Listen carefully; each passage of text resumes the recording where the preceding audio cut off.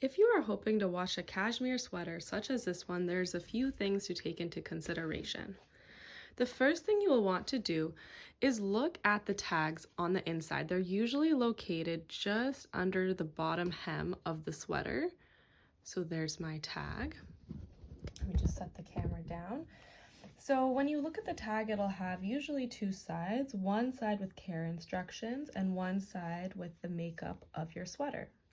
If you have 100% natural wool, for example, this has 100% cashmere wool, or you might see 100% alpaca wool, 100% wool, something like that, you are going to want to be quite careful with washing your sweater. However, if you see something along the lines of 70% wool, 30% nylon, you still want to be careful with washing your sweater, but just know that you have a little bit more grace. Now, the other thing you'll want to look at is the care instructions, and you'll probably see something along the lines of hand wash cold, do not bleach, blah, blah, blah, reshape while dry. And so you'll want to first and foremost follow these care instructions, but in general, all delicate wools will be washed the same. So in this video, I will show you how to wash your wool sweater and keep it intact. So the first step will be to turn your wool sweater inside out. The next step will be to find a wash basin. So I'm using my bathroom sink. You can also use your bathtub. You can also use a big plastic container, and you'll want to fill that with room temperature water. Colder is always better. You don't want it to be scalding hot or anything like that. While it's filling up, add a tiny amount of soap. So I'm using baby soap. It's very gentle. You can also use baby shampoo or baby body soap, or if you only have normal laundry detergent, again, only add a very small bit. I'm talking like for this entire sink, I probably added around half a teaspoon. You don't need a lot. This is not a lot of water. And the more soap that you add, the more likely it will be that your wool will felt. So before we get into this, there's 3 things that will make your wool sweater ruined, and that is a lot of heat, a lot of agitation, and a lot of soap. So again, we want to avoid all 3 of those things. So this water is around room temperature, verging on slightly cold, with a little bit of soap. And once your wash basin is full, you'll just want to dunk in your sweater, and you'll want to push it under so that the whole sweater is wet. I also like to gently agitate it, swirling it from side to side, again gently. And once you've agitated it for, I don't know, maybe about 30 seconds and kind of gotten all parts of the sweater wet by folding it over, then you can essentially just leave it in this soapy water mixture and let it soak, and this will allow all of the dirt to come out of the fibers. Now you want to leave it to soak. I left it for about 30 minutes, but you can do anywhere between 20 minutes and an hour, depending on the thickness of your fabric and how dirty it is.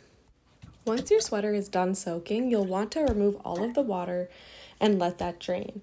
And what I do is I simply squeeze the sweater on the side of the sink or whatever wash basin you're using to get rid of whatever soapy water is still in the sweater. So again, squeeze some of that water out, again being gentle but firm.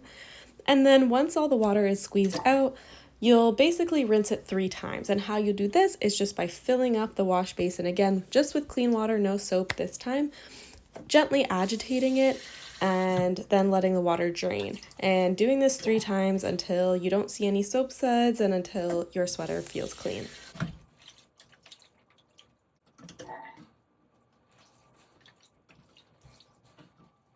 Once you're done the rinsing process, I just keep refolding the sweater and squeezing it on the edge of the sink to get as much water out as I can while still being gentle. It's very important that you will not want to wring your sweater, as this will ruin the fibers and stretch them out. Now for the drying step, you'll simply want to lay out a towel on the ground.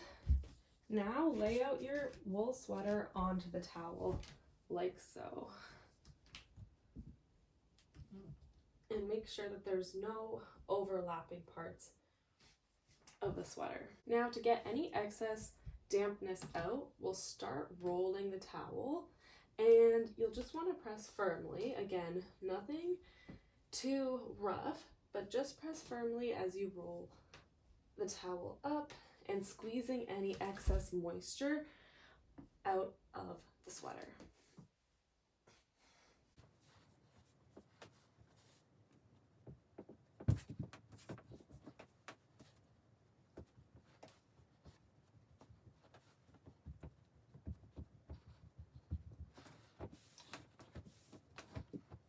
Now for the final drying process, you'll want to lay out a towel, either a dry one or you can use the same towel.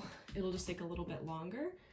And you'll need to get your sweater and lay it out onto the towel. Now this part is the most important part and where you have the most influence on how your sweater will look after it's dried. So you will want to shape it into the shape that you want. If you let it dry in a big crumpled ball, it'll look like that, all crumply, once your sweater is dry. Another thing that you can do while shaping your sweater is to reshape parts of it. So for example, I find that the sleeves of this sweater tend to get rather tight. So while it's wet, you can actually gently stretch this out like so. Because the fibers are wet, they are relaxed right now. And so when that dries, it'll be a little bit wider. So now that you've gotten your desired shape, you'll just let this dry on the towel. Depending on the thickness of your sweater and how much water you squeezed out initially, that will determine the time that it will take to dry. Usually it takes around, I don't know, half a day or a full day. Once it's a little bit drier, you can also move your sweater to a drying rack. But the one thing you do not want to do is to hang it, because if you hang it, the fibers will stretch out due to gravity and your sweater will not look very nice. So you're probably thinking after all of these steps that washing a wool sweater is very time consuming, and you would be right. The good part about wool though is that it doesn't actually need to be washed as often as other fabrics like cotton or polyester. It's very good at not retaining smells, and it doesn't really harbor a lot of smelly bacteria. Now, what I would recommend is wearing a cotton t-shirt or wearing a camisole underneath your wool sweaters so that you can go further between washes. And then also, if you're feeling like your sweater is a little musty, you can also use a steamer just to refresh it and sanitize the outside. Ideally, you should only have to wash a delicate sweater every few months. So that's everything, and I really hope that this video helps. Bye for now.